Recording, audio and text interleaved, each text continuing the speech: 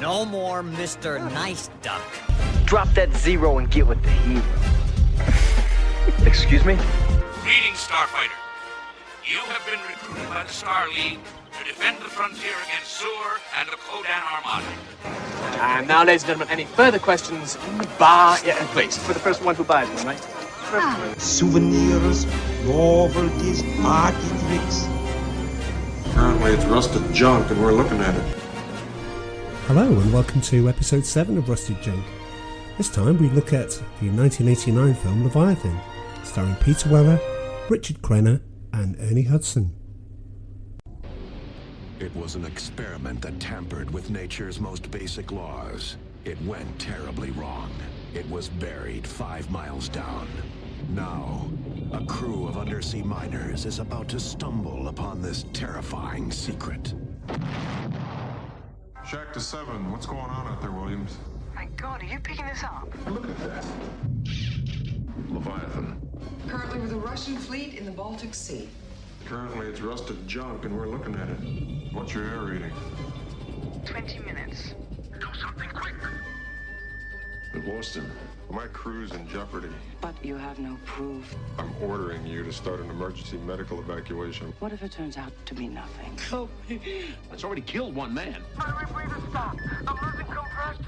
I can't breathe. Whatever got Six-Pack and Bowman, it's still here. I feel something. Somebody's alive in here. What's going on? Six-Pack. Six-pack, answer. Don't go in there. Don't touch anything. What are you trying to tell us, Doc? It absorbs the intelligence of its victims.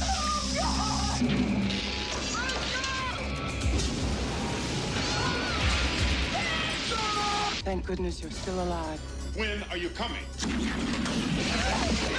I say we protect ourselves.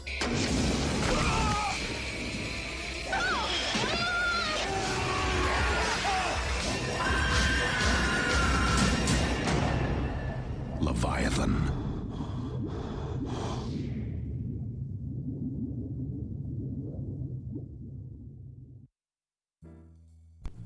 And that was Leviathan. The trailer makes it sound amazing. Oh my God, that trailer. Yeah.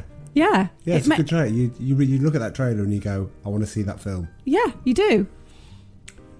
The trouble is, the trailer might actually be better than the film. The trailer's got all the best bits in without revealing too much. It's pretty much so. If you watch the trailer, you pretty much know what's going on. Not completely. Let's start. I need to start out with an apology. The apology is that I chose this film because, as you would have heard in the trailer, it has our podcast name. So the intro that we have, where he says, currently it's Rusted Junk, and we're looking at it, obviously comes from this film. So I had rose-tinted spectacles of a rose-tinted view with the spectacles on of this film and went, I can't wait to watch this again because it's brilliant. Okay. Timeline wise, exactly how long ago and how old were you with your rose tints on? Well, it came out in 1989. This was one of those films that, obviously, for fresh listeners of the podcast who purely don't want to know about any of the other films that we do, is purely just want to hear our views on Leviathan. I rented basically near enough every film that came out on VHS in the sort of 1984 onwards, whenever I could. And Leviathan was there, 1989, and you just thought, well, it's got a great cast in it, which we'll get into in a moment. But I think it's probably safe to say that I watched it continually for a long time. What? Yeah, I mean, I got, Do you really have not many friends? No, yeah, I did. I was working it around. Look, when you come in from college, you're like, well, you've got work to do and stuff like that. You get that out of the way, and then you go, right, okay, I'm not really bothered about the TV. I'm going to watch that film again. Yeah, I'll watch that film again. And then, do you know what? I might put Jaws on, and then I might put another film. Then I went to bed at 12. Oh, my God. Well, anyway, so yes. So there was a lot of chance to watch films and then go out, And then go out? And then go out. What, you going out at 12? No, if I'm out, I'll stay out longer than 12. Oh. Anyway, sorry for those people that are tuning in for a searing insight into into our film So knowledge. 89. But How old are you? 89. yeah, 17. Oh yeah, you probably could go out then. Yeah. Yeah. Yeah. Okay. Yeah, good, and I did. Anyway, back to the film. This film desperately so wishes it was Alien. And when was that made? 79. Oh yeah. 10 years earlier. It's just Even like that sea monster thing that they grab out of. Oh, spoiler alert. But yeah, okay, we'll get into that in a moment. Even that looks like one of the aliens, doesn't it? Did you not think? It had the same sort of colour. You know the one that like attaches itself to your mouth, the alien, that one. They find a little sea spider early on. It doesn't look like any sea spider I've ever seen, but they find it, and then when that jumps out, that looks like the thing you're talking about. Yeah, that does. Yeah, that does. I thought that was going to be like the thing about what the film is, but it obviously wasn't. You think, well, that's pretty early on. Well, you know. Anyway, it's before we go into the actor, one of the films this was up against, and it shows you the huge chasm in class and content and quality, is that there was another underwater film released this year, which was The Abyss. Oh, I like that film. Actually, no, I'm not sure that was 1989, but it was close. It's close enough. Isn't there something like Deep something? And there was Deep Star 6 as well, which is also on our list. So we're not going for two underwater films with monsters underneath on an oil platform type thing. Okay. Again, I know you want to do another Robert Downey Jr. film, but I've had to rope you back from that. So anyway, roll call. So yeah, as we structure our podcast, we got a new bit. We've actually got some structure to the podcast, and I call this bit roll call. Go on then. Because it's like to say who's in the film. Oh, because we do mention it. Not us. People know who we are. I think people know who we are. Hello, I'm Charlie, and this is. Oh, me, Amanda. Yeah. Yes. All right. Okay. Sorry. It's not that roll call. Completely forgot what I was doing. Maybe we'll get a jingle for roll call. Roll call. Anyway, let's not that. I must apologise for my croaky voice, by the way. I'm not been feeling too well of late. So that's hence the croakiness. She perks up when she's recording the podcast. Yeah, I do. Yeah. I've had a full day of auditing today, so I've been talking quite a lot. And I think there's an auditor alert coming. Oh yes, there is. Yes. We need a little alarm thing. I'm trying to find a film that in the 80s that doesn't have an auditor alert. And I'm thinking one of the films that we're definitely going to be doing is Jaws 3. And then when I was thinking about that, I think, well, there's no auditor bit, and then there was, yeah, there is. Oh. So, yeah, you got that to look forward to. Nice. Yeah, follow our podcast and, who knows where it goes, eh? Roll call. Peter Weller. Peter Weller, who is best known for Robocop, also known for 24. He was in the second Star Trek film, Star Trek Into Darkness, where he played a bad guy. But I kind of remember him as much for Robocop as for appearing in a film called Naked Lunch, which that sounds horrible. Yeah, well, it's a bizarre film, really. He plays Bill Lee in Naked Lunch, and I do remember that because that was at my university days where participation in certain, shall we say, collective experiences meant that when you watched films like that, you probably appreciated them slightly better than you did. Anyway, the next person is Richard Crenna, who is best known for Colonel Troutman in the Rambo films, and he's also in another of our 80s films. He doesn't appear a lot in the 80s, to be fair. It's a lot of bitty film. That was The Doctor. Oh my God. Yeah, well, we'll get into him in a moment. He's also in a film with John Candy called Summer Rental. He plays the sort of crotchety, grouchy guy. Never seen that either. Well, it's on the list. You'll be happy to know. Amanda Pays, she plays the engineer, the female engineer. She's quite deep voiced. She's quite deep voiced. She is. She appeared in Max Headroom and Dempsey Makepeace. Dempsey Makepeace. Yeah. Oh yeah. I love Dempsey Makepeace. Finally, well, actually not finally. Actually, Daniel Stern, Daniel Stern is best known as Marv in Home Alone, amongst many other films. But I know, but he doesn't. He plays an absolute tool in this. To be fair, but that's his character. It's not Daniel Stern. Daniel Stern's lovely. He's currently playing, or actually, he's on Netflix, playing a dad in a series called Shrill. Really? Yes. Is he good? Yeah, he plays kind of like an old dad. Yeah. Okay. Yeah, he's all right. Trying to keep his. I haven't seen anything in stuff together. Daniel Stern that I didn't like. I know this is going to be like a bit of a bombshell, especially afterwards. I could still watch Leviathan again. All right, I know, yeah, but I could still watch it again simply because there are some good performances in there. It's just that the film's totally all over the place. Yeah. Anyway, the next on the list is Ernie Hudson. He plays one of the crew, and he's best known as Winston Zedmore in Ghostbusters. Yeah, who are you going to call? Yeah, absolutely. Ernie Hudson and his mates. Doesn't quite work, really, does it? You might as well just say. Quite got that ring to it. We've got two actors that we need to talk about: Lisa Eilbacher, nicely, and Hector Elizondo. Now, the thing about it is these two are one of the when you look at them, you'll go, "Oh, them," and then you'll be racking your brain and going, "I've seen them somewhere before." Hector, you will have seen. He was in Pretty Woman. He was quite prominent in Pretty Woman. He played the limo driver in Pretty Woman, and he's also in Chicago Hope for like ages. But I don't watch Chicago Hope. I watched ER, and that was long enough, and it was good. It was great, but I just don't do hospital dramas as a help. But Lisa, she was in Officer and Gentleman. She played the Axel Foley's mate in Beverly Hills Cop. When he goes to Beverly Hills, he meets up with her, and she was in a show called Midnight Caller, which I used to watch, and I'm kind of like, oh, that's where she's from.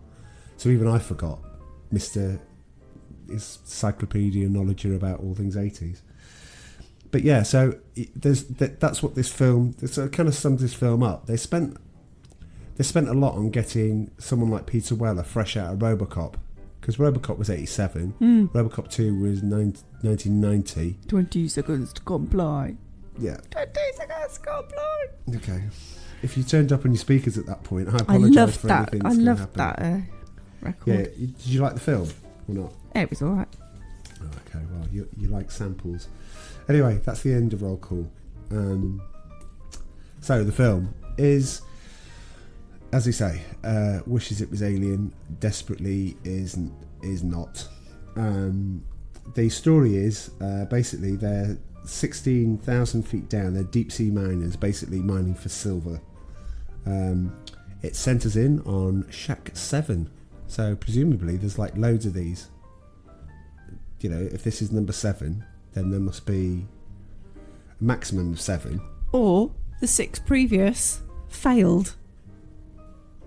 So you think they just keep building on the same place and making the same mistake? Maybe. Okay, that's a bit... And they're on day 87 of a 90-day shift. You get a lot of information up front about what's going on down there. I think that's called scene setting. Yeah, but I when you look at Robocop, if you think back to Robocop, half of it, probably 2/3 of the movie, he's behind a mask. Mm-hmm. So you don't really get to see Peter Weller act. So I think in this one, I don't know if you agree with me, but I think Peter Weller can act. And I think if we had to pick out individual... Well, it wasn't very good in this movie. Well, it wasn't bad. Well, he plays... Oh, all right, okay. I guess because I've seen some of his later stuff, you think, well, Peter Weller is cool. It's like, to me, I don't think he's probably like Brian Ferry cool. What? Yeah, it's kind of like... Oh, my God. Yeah, well... Anyway, the shift finishes, so all of these miners are out in these massive, huge, like, diving suits. They move like 1 mile an hour, if that, or How was that filmed? It can't have been underwater. Yeah, well, a bit like The Abyss. You know how they filmed The Abyss? No. They took over I don't know why I'm talking about The Abyss, I'm talking about a different film. I don't know how they filmed this, but I can imagine it's something like James Cameron took over an old tank. So, imagine the one like the Oval, where we've got, there's that big structure in London by the Oval. And it was a huge tank, and he just filled it full of water, and he built the set down there. Oh. And basically they did everything down there. Oh. I thought it was just kind of like they walked slowly and then without water, and then just made it look like they were in water. To be honest, things like... Because Jaws famously...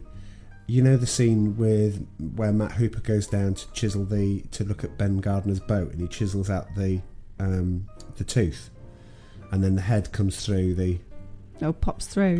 Yeah. That's filmed in Spielberg's swimming pool because he ran out of time. Oh. So there are places that you can go and film this. That could be filmed in a set that was just there, but Cameron wanted something bigger. He wanted like an epic sort of scale to film The Abyss on. Which is, The Abyss is for me, The Abyss is like a 9 out of 10 film. This is a 4, I think. And I would have said it was about a 7 from what I remember it, but now that I've watched it again. Anyway, the shift finishes, diver in distress. Apparently the suit's having a bit of a problem.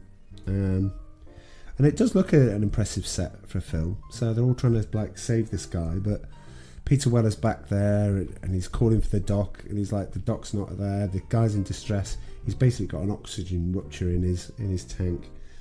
They get him in, and basically he doesn't die, but everyone's going, where was the doc, because we really needed you. And he basically was missing in action. You didn't know where he was. And I don't know at this point what you're trying to set up is that the doc doesn't care. The doc's a bit of a maverick. He doesn't play by the rules, with a cigar in his mouth. I don't play by the rules. He didn't do that. He didn't do that, but it's kind of like that. Did you want him to do that? Well, you don't know why he wasn't there. I mean, he should have been there. Maybe he was having a big poo. Why is that coming to the podcast again? You said that in the last one. Oh, sorry. I don't know if this is... Look, I'm quite happy to have, auditor alert. That's fine. Right, but you can't keep mentioning toilet stuff every... Okay. Right. It'll happen again, I know. Anyway, at this point, Daniel, they're all hanging out, and the guy's gone to be checked out by the doc. Apparently, he just turns up and then says, "Right, okay, I'll look after this guy." And you're introduced to Daniel Stern and his character. This was the late 80s. Yeah, the doc's inappropriate stuff all around. Oh, isn't it? But his acting though, it's awful. Daniel Stern's. Oh, the doc. Yeah. Oh, no, Daniel. I'm talking about Daniel Stern now. We've moved on from the doc. Oh, sorry. Yeah. Okay. No, I'm still on the dock. Oh yeah, okay. The dock of the bay. Maybe you should have stayed in the loo. I told you about that. Anyway, so the captain comes in, and it's clear that Daniel Stern just ribs him and all this stuff. There's zero respect. I mean, he's just not respected. But apparently they've worked too many days, so they have to take a day off. And he said, "Look, it's union rules," and they've got a union rep down there, which is weird because there's only about 9 of them. But they've got this union thing which says that on day 88 of a 90-day shift, tomorrow you take the day off. But they haven't met their quota. No. For the mining. Absolutely. Well, but he though reckons they can make the quota. Anyway, so you're stuck down on an undersea platform. What do you do on your day off? And this is where it's weird, because you then see them the next, relaxing and doing what they would normally do on a day off, right? One's doing yoga, another one is watching a film, someone's playing darts, and you're like, is this what you do with your day off? Do you not think you could achieve well, what more? else can they do? I don't know. Is there no more? I think a few people went and repaired some stuff. Yeah, well, that's a useful thing to do, Like isn't it? some maintenance for everybody stuff. else, yeah.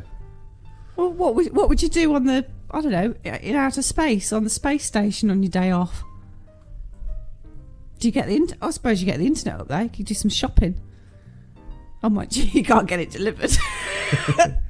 Well, not yet, hey, Elon Musk, but he's working on it. Oh, Richard Branson. Why would you pay for a space rocket to come all the way up to the space station to deliver like Your Bowden some dress. protein bars or something? Amazon deliveries. You never know. Amazon delivery. Amazon to Prime. Yeah. Well, now there's a US Space Force, so maybe they're going to be building stuff up there. Well, you never know. Who knows, hey? Anyway, the Doc appears. It turns out that he's actually pretty poor actor. I mean, look, he's awful. Right. I love Rambo. I like Colonel Troutman. I didn't like him in this. He just plays... Do you know what? To me, he reminds me of... He should be placed in one of those 80s adverts for, like, hair colouring. So, like, Just for Men or Grecian 2000. It's, like, really kind of cheesy. For all our US listeners, I don't know if you have Grecian 2000. No, that was US, wasn't it? I thought Just for Men was. Oh, well, one or the other. But, yeah, he's just got that classic 1980s kind of... I don't know, sort of look, I guess. I should have said something at the start. It would be promoted when we do the podcast, but you can actually go and watch this entire film on YouTube. It's free.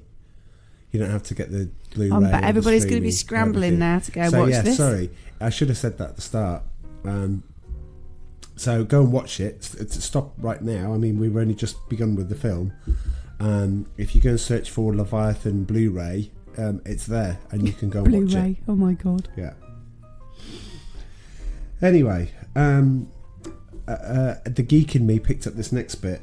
Daniel Stern's working with Lisa, and basically he's ogling her while she's on a sort of ladder, and she's fixing something, and basically her chest is at his eye height, and he goes, "What a pair!" Yeah, and I just thought back to Marv in Home Alone 2, cricking up and going, "What a hole!" Oh my god! And I went, "Was that his thing? Did I missed something? Is that what he did?" Because he said it exactly the same as Marv did. Well, I'm glad he didn't say that line in this film, because that would have a completely different meaning. It depends where he was standing, I suppose. But yes, ooh, bit of smut. But yeah, so 3 years later, he would say that line. Don't forget, while this film was out, Daniel Stern was filming Home Alone. Oh, really? Yeah. Oh. Yeah. So, you know, he was promoting it and then going and being beaten up by Macaulay Culkin, which is great. So yeah, sorry, that's geek alert. So they have a link back to the surface, and in the surface, it's like this oil rig thing, whereby they probably, you know, they use that as kind of like a base up there, and they have a link to talk to the boss, and she's very 80s. Is she called Martin? Was she? I can't remember. Wait a minute, let me have a look. Roll call. Miss Martin. Right, okay, because yeah, they just called her Martin. Well, because... And I thought, that's a bit like weird. Like public school. Is that... Like Hunter, Chapelson. Well, Williams. I didn't go to one of those. Yes, well, I did. I've no idea what you do. For years. Anyway.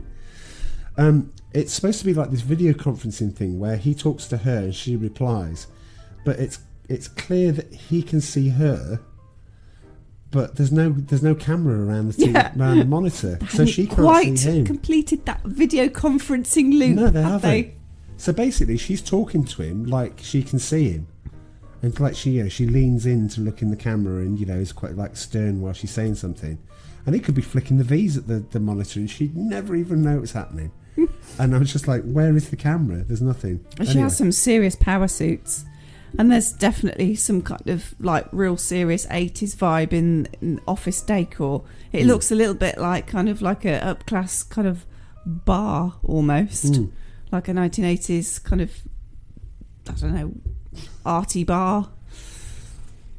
Yeah, It something does, like doesn't that. it? Oh, it is. It's very 80s. Yeah. But, anyway, back to them on the day off. They're cleaning shoes, which is a new thing. So I don't know why. Just what you need. The 2 days before, 2 days beforehand. Yeah, let's clean my shoes. Daniel Stern goes for a. Excuse me again. What's the best way to describe it? What? A gentleman's time alone. He nicks a copy of Playboy. Well, he's got a lady with not a lot on. So it's one of those mags. Posters Yes. above his Stroke bunk. mags, as they were called. Anyway. I wouldn't know that. Right. But joke's on him, because the sea spider that he hid in one of the suits for the Amanda Pays, the engineer, to find, she hides it in his bed, and he finds that.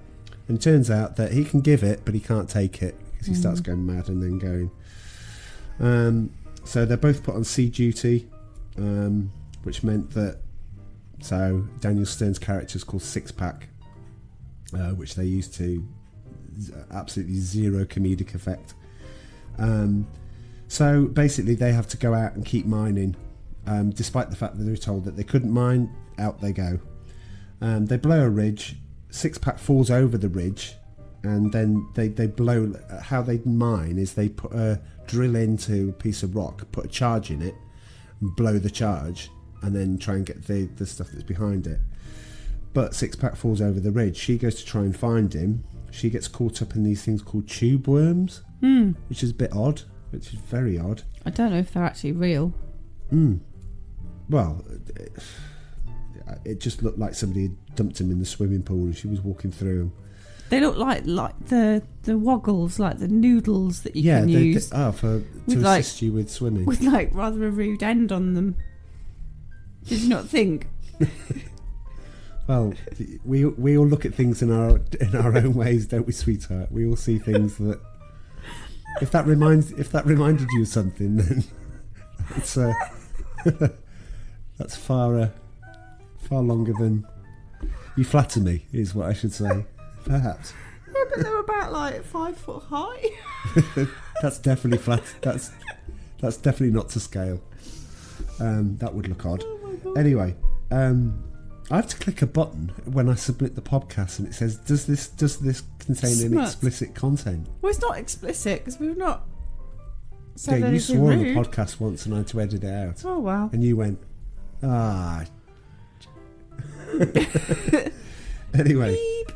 Anyway, she still doesn't find Six Pack. She finds this ship.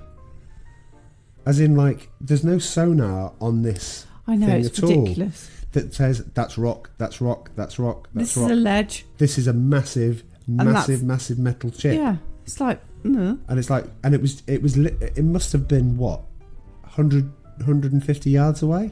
Yeah, if that. Yeah.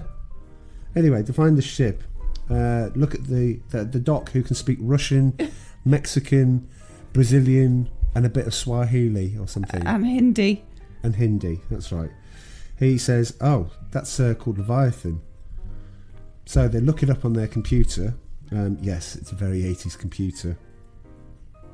Strangely enough, it doesn't look as advanced as the computer in Alien, which is odd. But anyway, again, it's trying hard to do that. They look it up, and the Russians still have reported as still in active duty in the Baltic Sea. In the Baltic Sea, which is a bit weird. So that's where the line comes from. And he says, and she goes, "Leviathan, currently on duty in the active duty in the Baltic Sea." And he says, "Currently it's rusted junk," and I'm looking at it. Yeah. There we go. So Amanda Pay, she's in there. She's exploring the ship. She gets attacked by a carp. I think it's a carp. It looks like a sort of smallish fish style thing. A fish. No idea what it is. It's a fish with teeth. But a lot of fish have teeth. Well, you just don't see them. Right.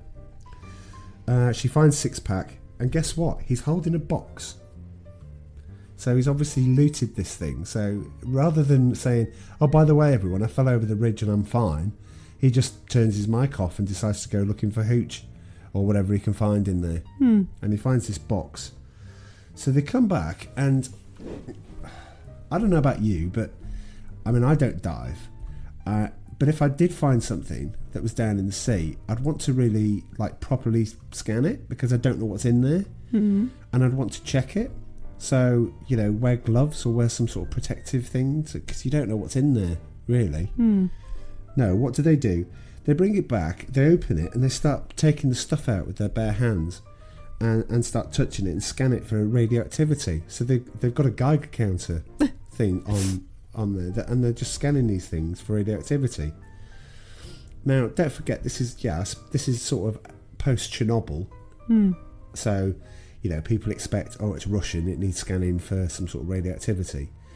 But it's weird that they would have something like that on there unless they expect to find anyway, I'm going off point on that one.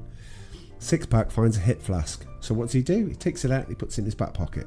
Without anyone else seeing? Yep, without anybody else seeing. But weirdly, there's personal effects in there and they find videos. So videos that are perfectly, you know, intact. This is an airlock safe. Yeah, but it was all rusted up, and it looked like it was not damaged. Inside. It looked like it was damaged. Okay. Well, should it have been in the? Is that auditor proof? Is it? Is that? But you can get bomb-proof safes, yeah. Yeah, I know you can, but I wouldn't expect that to find that on a Russian ship, would you? Or why?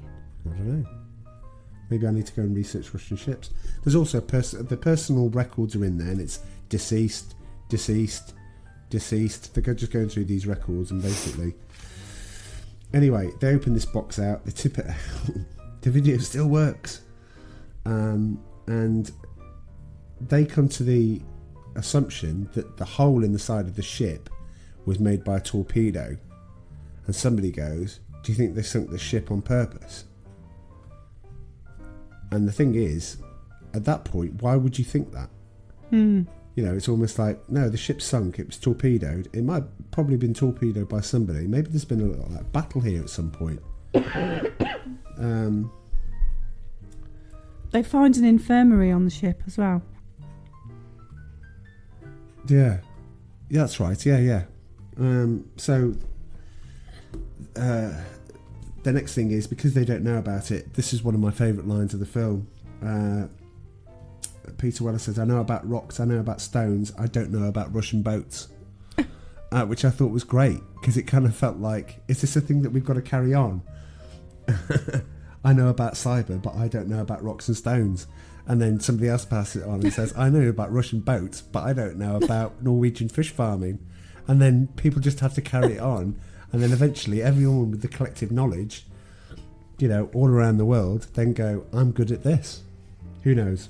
But yeah, I love that one. He hides the. There are bottles. There's like a bottle of vodka in there, isn't there? He hides the captain. Peter Weller hides it in his safe. They all managed to get his personnel records. I don't know how, because the security on this thing must be dreadful. He says, "How did you manage to get that?" Or, "Yeah, I have my ways." So he gets that, and then reads out his social security number and goes, "Oh, he can't be that stupid. That's the key to that's the combination to his safe," and it is. And then they open the vodka, and then they all go, "Ha ha ha! Let's have some vodka. The captain will never know. We'll replace it with water." Well, he's one step ahead of them. He's already replaced it with water, and that's what they're drinking. So the joke's on them. So there's what's the next bit? So Amanda Pays is jogging again. She does a lot of jogging in this. So she's jogging. She bumps into the captain, and she starts flirting with him. And weirdly, the score changes, and it turns into this very, very odd and very, very weird sort of romantic music in the background. Yeah, I thought that. And it's kind of like, so wait a minute.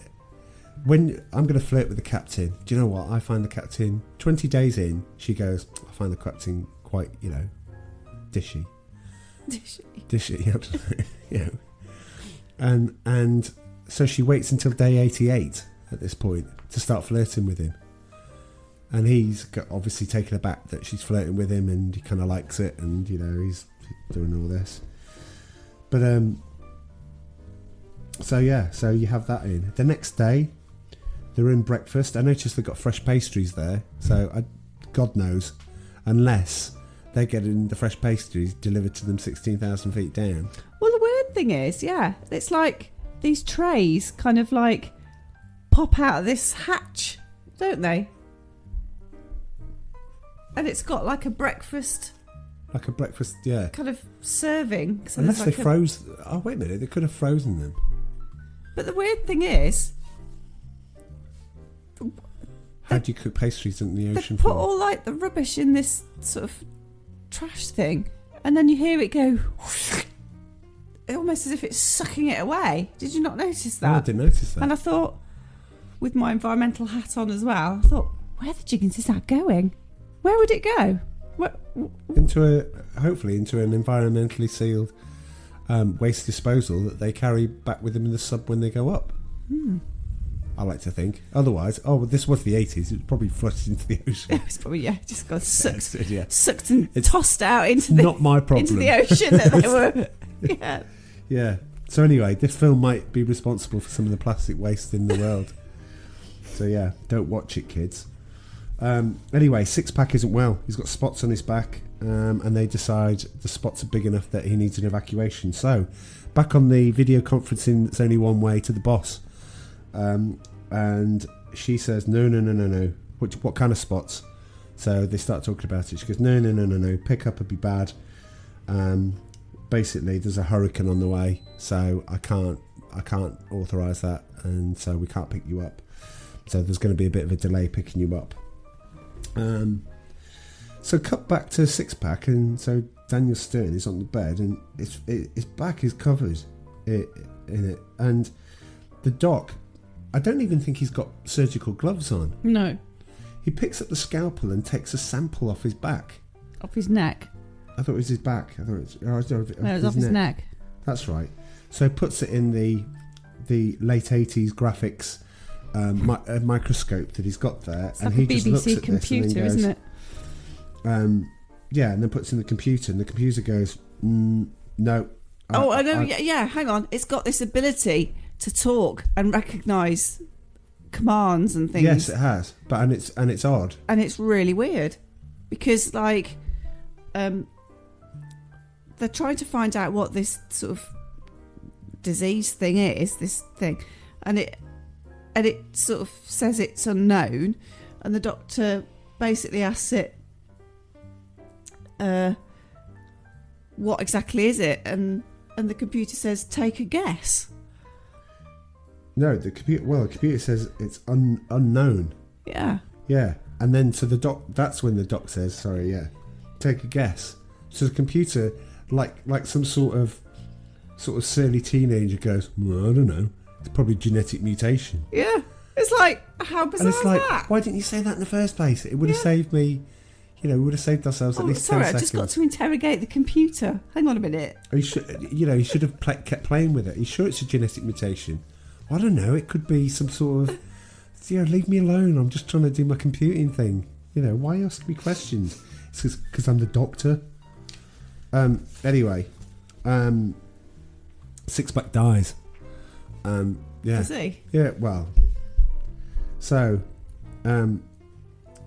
It's really weird though, because no one on the ship or on the station is that remorseful or that panicked the fact that he's passed on. Not him. It was a bit more when the future person dies, when the next person dies, they're kind of like, yeah, but really. When you've lost a member of your team. Yeah, but Six Pack, he was a bit of a, I get that. Some people are a bit downhearted on it. Anyway, the doc says to Peter Weller, look, Six Pack's dead, but you need to see this. No gloves, no mask. Let's go and examine him. No. He gets the mask. He gets a very flimsy mask. No gloves. No apron. Oh, a tiny little mask. No protective suit or anything like that. This area is now, it's unknown. It's a biohazard. Well, according to the computer, it's unknown, or it's genetic mutation. It depends which way the computer feels like talking at that point. So they examine it, and then Peter Weller says the great line, I don't want everyone to panic. I don't want to panic. Oh, they don't tell Six Pack he's dead. Sorry, I just got that wrong. They don't tell the crew that he's dead. Oh, they don't? That's right. They don't tell him he's dead. So they said, I don't want to panic. And I'm like thinking, well, he's dead. How much more? You can't avoid a panic at this point. So, yeah, it's just a bit weird because they're all like walking past and then I'm like, why are you examining? Where is Six Pack? And he's like, how's he doing? And I'm like, oh, he's all right. Don't worry. Anyway, because Lisa has taken some of the Daniel Stern's vodka in the hip flask, she starts getting ill and she starts getting a fever. They're back on the phone to the boss. The boss goes, look, this evac. What if it turns out to be nothing? He then formally asked for the extraction, and she said, I can't rescue you. There is a hurricane now. It's going to be a 12-hour delay. So the Lisa, who I'm going to call a drinker because I just kept referring to her as other drinker. But so yeah, everyone starts touching her skin, and everyone, and she's got skin problems, but everyone's touching her skin as if like there's not a problem with this. This is probably where the film starts going a bit. Up until that point, I will give you that there was the beginnings of a film in here. There was the foundations to something that might have been a 6 or possibly a 7 out of 10. Really? But no, I think this is where it starts going a bit mad. So because nobody knows Six Pack's dead, Ernie starts talking to Ernie Hudson from Ghostbusters starts talking to the body bag, even though because it's like a sheet over him. And weirdly, the body starts moving. We know Six Pack's dead, but obviously something's alive in there. But Ernie Hudson thinks it's Six Pack because he hasn't been told he's dead. And you're like, okay, I get that. Back to the drinker. She's going, oh, don't leave me. And then the old 80s thing, or the old horror thing, where she runs her fingers through her hair and something from her hair starts falling out. You're thinking, oh God, what's she got? And all this sort of thing. She then goes to see Six Pack because her hair's falling out. She's got rashes and everything. She's allowed to walk freely throughout the ship, in this particular thing. She goes into the quarantine zone just with a towel around her, type thing, to say, "Oh, Six Pack, my hair's coming, out." She sees the side of his neck, and she sees the pus and everything that's coming out, and she's going, "Oh," and she panics, and then next thing you know, she's gone. They find her in the shower. And she's slit her wrist because she says, I don't want what's happened to him to happen to me. So she does that. So anyway, what's happened is they put her in the same room as Six Pack. So all the dead bodies are in the same room. And as they're walking past, they don't see that this massive creature has appeared. And they don't notice it. You see the shadow of the thing, but they don't see it. And you must be going, how can you not see that? It's very odd. Anyway, the doc comes in and goes, look, everybody, sorry, there's a 12-hour delay. And they go, 12 hours, what are we going to do? And I was thinking, well, clean your shoes and play darts and do all the things you were doing before. It's clear now that Six Pack's mutated with this thing, with the other one. And then they're carrying the body bag just to throw it out. Yeah, that's really bizarre because you're going to put it in an airlock. Surely, you'd contain it in some way, shape, or form, or incinerate it if you'd got the powers to do that, or I don't know, deep freeze it or whatever.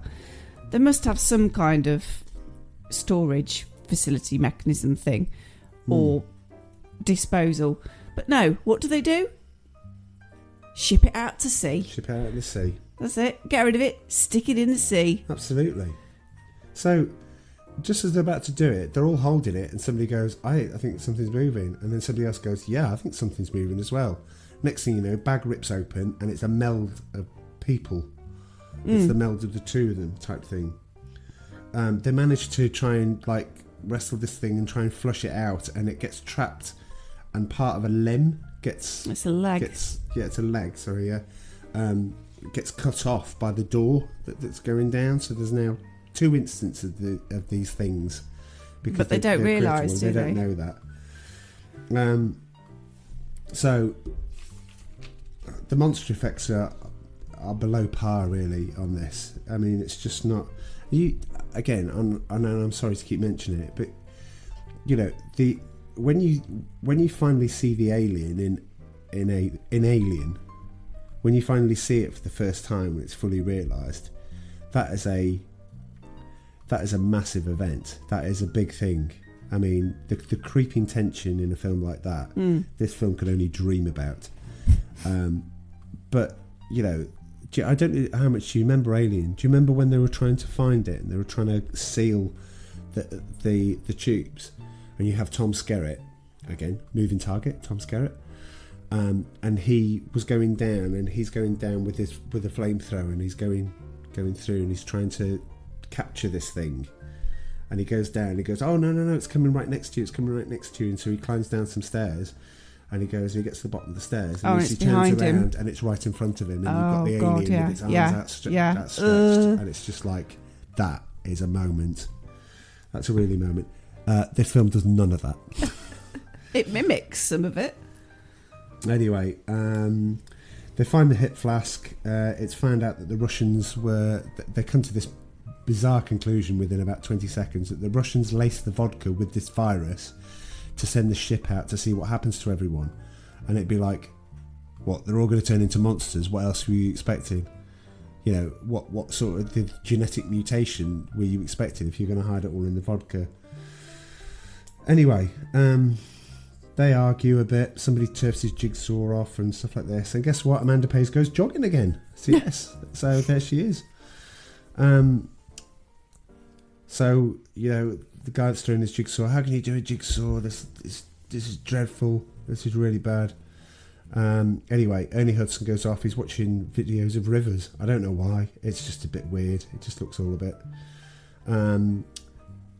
one of the guys is still alive, Jesus, I think his name was. Mm-hmm. He opens up a hatch and gets attacked by a snake.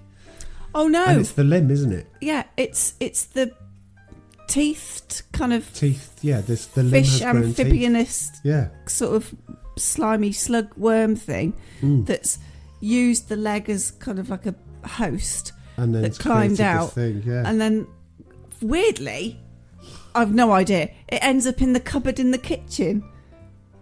Maybe it was looking for cookies, I don't know, but it ends up in this cupboard, and he opens it in order to make himself a cup of tea or something. And that's slapstick stuff, isn't it? And it comes out at him, and then it kind of burrows into his torso. So he's there going, oh, and like this thing's kind of like looking like an eel out of him, and like he doesn't know what to do, and oh god, it's all a bit kind of like formulaic, and at this point you're kind of like, okay, we've still got to watch this because this is part of the podcast. But all right, okay. And I think you said at that point, how long's left? And it's like, unfortunately, at this point, it's 25 minutes. So let's do this fairly quickly because we've got better things to get on. So they go out looking for it. They arm themselves. They go out looking for it. Ernie Hudson has an iron bar, which isn't quite a tall one as well. So if you wanted to swing it about something, you need to take quite a run up. Not like a Michael Caine run up in Dirty Rotten Scoundrels, but anyway. So they've got chainsaws, they've got drills, they've got a flamethrower. Ernie Hudson does the line that probably he was destined to do. Now we're talking turkey. From then on, it just looks like a bit of, you know, Hector gets ill. It's just a mess. You know, I've written things in here that they go looking for it. The doc goes, they can't possibly have this virus, even though they're about to flush it into the ocean, you know, about like 10 minutes ago. So the doc puts all the escape bubbles, and you know, he basically ejects all the escape pods that they can't leave, and so to contain this thing down, and so that it can never get up there. Yeah, but despite the fact that, and he sends the message that everybody's dead, and you know, all the quarantine. He sends an email to the MNO and says genetic alterations and does something like that, and basically says that this is the reason. So the weird thing is that from his point of view, he's doing this because he thinks it's the right thing to do. but there's a chance they can get out, and you don't know that the monster can't themselves get out and go into water. Spoiler alert, the monster can swim. So you kind of like, what? I don't know what you're trying to contain down here, because it's going to get out anyway. Anyway, Hector is ill. He basically has his chest explodes. Does that remind you of anything? Yes. Again. Alien, yeah. And he's got a fang in his hand. Oh, yeah, that's weird. So he attacks the doc with the fang in his hand. Yeah. In the palm of his hand, right in the middle, isn't it? Yeah. So now the doc's infected. So the only three that left are Robocop, Amanda Pays the Jogger, and Winston Zedmore from Ghostbusters. Yeah. Right? So this monster is now larger because as it takes over, we find out that it absorbs the intelligence. Absorbs intelligence of its victims. Yeah. It's like, how do you know so much? Oh, and it about goes this and thing? robs the blood cabinet in the pharmacy area. That's right. Doesn't It takes all the blood out. But how do they know so much about this monster so soon? Because you've got a surly computer that goes, well, I don't know. It's a bit like the Inside Out in the head of the teenager. A bit like Red Dwarf. Yeah, well, the computer doesn't know. It's right. Okay. Well, God, if you're going to bug me, it's a genetic mutation. The computer's obviously not helping. The doctor's a bit of a tool. Who is making all of these huge, massive leaps of logic, faith in logic, to say, oh, we know all about this? It nicks blood. It absorbs intelligence. How do they know it absorbs intelligence? The thing itself is not intelligent unless you go, oh, it knows how to go from room to room. I mean, I can't remember, I might have missed it, signs that this thing is displaying intelligence, but when you see it, it's a mass of heads and limbs and I don't understand how it can get around, because it's very oddly shaped. At one point it's got loads of like tentacle things, and then those tentacles have got like teeth at the end, haven't they? They're a bit weird. Yeah. And then when it's walking around, it hasn't got the tentacle teeth. Yeah. And then it's got like this massive kind of head, and then it looks like a person. And it's like, there's no continuity to the shape of this monster.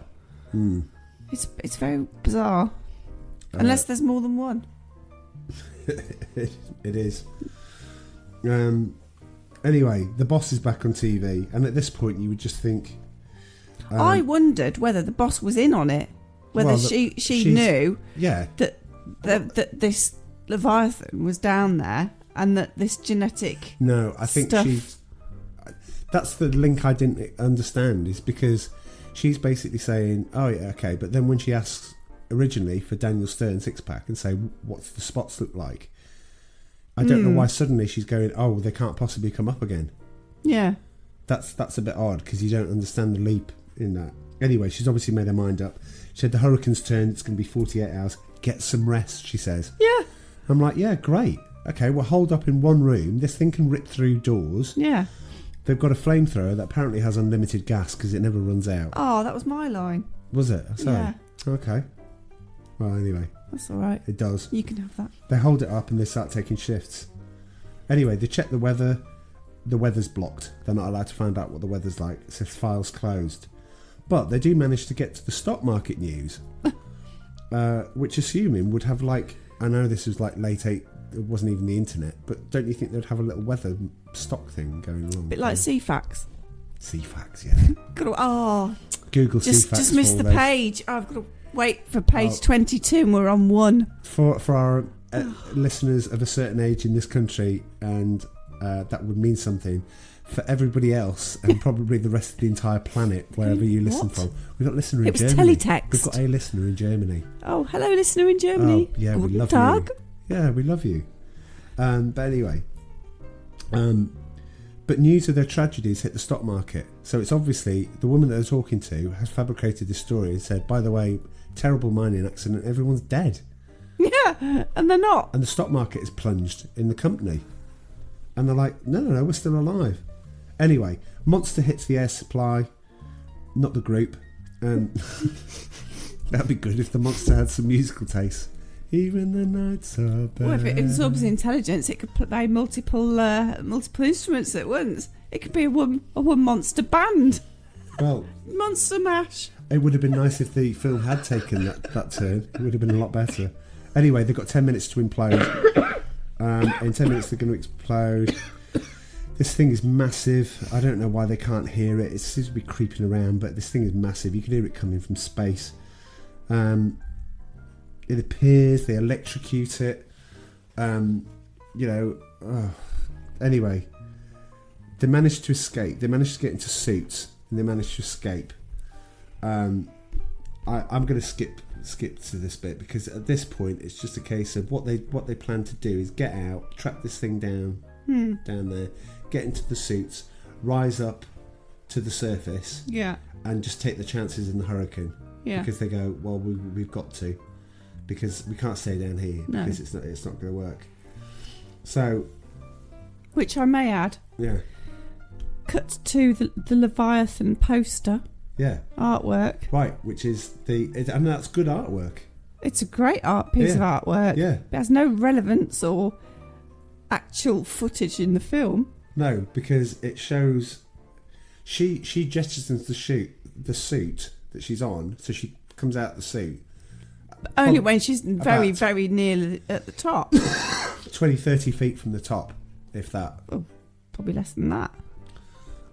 Anyway, they get to the top, and all of them are there, and guess what? It's sunny. There's nobody else around. Yeah, they were hooping. And there's a helicopter that's going around. The helicopter doesn't see the first flare that they put, but then the second flare goes up, and then the helicopter's arriving. And just when you thought it couldn't get worse, what happens next? Oh, it's trying to be another film. Yeah. Yeah, they get encircled by sharks. Yeah, I'm just thinking, great. Can we catch a break? I think they got a bit confused as to what film they were filming, maybe. Anyway, the helicopter lands like it does in Jaws 2.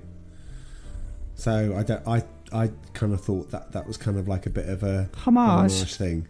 So obviously the helicopter pilot gets it in Jaws 2, very gruesomely, which wasn't in the film but is on the Blu-ray. It's in the outtakes of what actually happens to the helicopter pilot when he's dragged underneath. And I'm like, they should have left that in. But anyway, that's a different matter. Helicopter lands, and guess what? This monster can swim. So we told you earlier that it could, and it comes apart to the top. From the fact, right, the monster had its head crushed. Yes. But obviously this thing can mutate, but now it's got a form. Instead of being a massive thing, it actually looks like a massive toothed beast type thing, and you kind of like say, okay, I get that. But it looks like it's treading water. It's the majority of it is out of the water, and you're kind of like, well, what's keeping you up? Do you remember a series in the 80s called Automan? No. Right, okay. Automan was played by Simon McCorkindale, who plays Dr. Philip Fitzroyce in Jaws 3. No. When you watch Jaws 3, Simon McCorkindale is one of the best things in it. Right. But Simon McCorkindale had a sort of mutation thing, and he had a suit on as well, and he could change into a vehicle. So he had this thing around him called Cursor, and Cursor would draw him into a car, and he'd become a car. Hence Automan. Right? So when I looked at, I don't know where I was going with that. I've got a very puzzled expression. What are you talking about? No, it's kind of like suddenly this thing has mutated into a coherent thing, and it's got. Anyway, it's very odd. So if they weren't finished with Jaws 2, they suddenly turn it into the first Jaws, which is obviously a masterpiece. And one of the charges that they put into the rocks, he throws. He says, "Say ah." It's kind of like he's almost like, "Say ah, muddy funster." Obviously, I'm not going to say what he actually says, but it's to do with because the doc's head is part of the mutation. So he throws it into the doc's mouth. Throws it into the doc's mouth. Right. Yeah. And then, boom. Kaboom, yeah. And this thing is suddenly contaminating the ocean. There's probably 50 of them there, which is probably a bad thing to do to blow it up. So the helicopter takes them to the oil rig. The oil rig, the boss comes, And the boss goes, "Oh, thank goodness you're alive," and all this, faint stuff, even though she's reported him dead. And he punches her. I know, I can't believe that. It was quite, that's horrendous. It was quite it's one of those ones whereby, you kind of like, that's quite harsh. He punches her and knocks her out, and just carries on walking.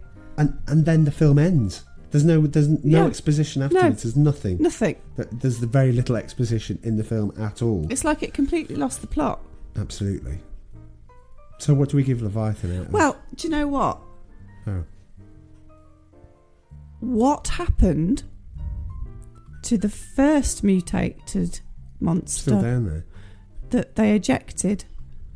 They didn't get it. They didn't eject it in the end. Did they eject the body bag? The body bag. Oh, there's probably about 70 of them then. So there's still monster mutations out there. Well, I did look to see if there was a Leviathan 2, but there wasn't. Oh, well, there we go then. So yeah, don't worry. So what did I think of it? My score, 4. 4? Yeah. Oh dear. Yeah. I was really disappointed because I was really looking forward to seeing it again. Oh. I know. It's not like that for our next film, which I'll tell you in a minute. But what did you think of it? Yeah, I thought it was trying to be something that it clearly wasn't. I don't know. It just felt a little bit kind of mixed up, and it didn't have a proper structure to it. So I did actually stop the film 15 minutes towards the end to make a cup of tea. Yeah, so can I have a cup of tea? And I'm like, oh, you've got 15 minutes. Even I was going, I can tell you how this ends. I remember the end. So for me to stop a film 15 minutes to the end, which is when all the action... Oh, she didn't stop, chances are, but then she'd never pause a boyfriend. Would you? Oh, Robert. Don't leave me, Robert. You're just a bit mean now. Yeah, well. Right. Mean but true. Moving on. So next yeah, I'd probably give it a 3 actually. Yeah, 7 out of 20 then. Crikey. Is that a new thing now? Well, you know what? The 2 ratings that appear on the movie thing. Dreadful. Rotten Tomatoes. Yeah, and there's something else with a green leaf. What's that one? Oh, I thought that was Rotten Tomatoes. Oh, I don't know. Well, one of them put it at 17% and the other one put it at 26%. So one of them's... And I looked at those and I looked at you and I was like, you're actually going to make me watch a film that's 17 and 26%? Well, okay. From Amazon, we have the one standout user review. Now that you said that, I'd forgotten all about it. The title, the 3rd of November 2003, one of those good sci-fi movies. It's short, but they say Leviathan is one of those underwater sci-fi movies which were made in 1989. Abyss was a success with all the fantasy it included. But Leviathan, and for example Deep Star 6, never made it to the stars. I don't know what that means. Never made it to the stars? Just wasn't the right moment. Leviathan was made with a good budget. Average actors, Peter Weller, Richard Crenna and so on, with professional director George P. Cosmatos, who made a wonderful job in Tombstone. So he directed Tombstone in 1993, which is a wonderful film. Story of Wyatt Earp, another one. So he says, so what went wrong? Personally, I liked the movie because it had a good plot, lots of action, and little humour here and there. I liked it. Let's see if you like it. Sure that wasn't one of the actors? 61 out of 81 people found this review helpful. Not for me. Is that before or after they watched the film? Well, hopefully. That's 14 years after it was released, so I'd like to think they watched it before they actually commented and said, yeah, it's great. Anyway, let's move on. Please contact us at RustedJPod, on our Facebook group, on our Instagram, which is, again, RustedJPod. On there. We haven't done a lot with Twitter. Instagram. I'd said that already. You said Facebook. I said contact us at RustedJPod, and on Facebook and on Instagram, which is also at RustedJPod. And Twitter. Our next shush. Our next film is The Wonderful, and it is wonderful. And I'm sorry, I mean, it's just great. The Bill Murray, Harold Ramis film Stripes. We realised that we were doing films all past 1986, so we've gone all the way back to 1981 for this film. And spoiler, I just love Stripes. I really do. It just has such happy memories for me. Watching it when I was 9, and when you watch it, you probably realise why a lot of the jokes went over my head. But anyway, that's us. I'll leave. Sorry, yeah. Croaky. Anyway, thank you for listening. Thank you. Hope you've enjoyed it. I'm sorry if we put you through Leviathan and you did actually go back when we were 18 minutes into the podcast and actually go and watch the film and then go, oh, I wonder if they liked it or not. I think we probably told you in the start that we didn't, but thanks for watching anyway. Thanks for spending 2 hours, 1 hour. At least there's something good out of it. What? Rusted Junk. Oh, the our name of our podcast. Yeah, but I probably might not have called it Rusted Junk if I'd known what I know now. I still think it's pretty good because I always remember Peter Weller going, "It's Rusted Junk," and we're looking at it, and that fits in with the podcast. Yeah. Well, there we go then. Yeah. Thanks, George P. Cosmatos, for making the film. But everyone else, apart from Peter Weller, you don't cover yourselves in glory, I'm afraid. Anyway, I will see you next time when we'll be covering a comedy. This was probably a comedy in some way. But anyway, to be continued. Thanks for listening. See you later. Bye-bye.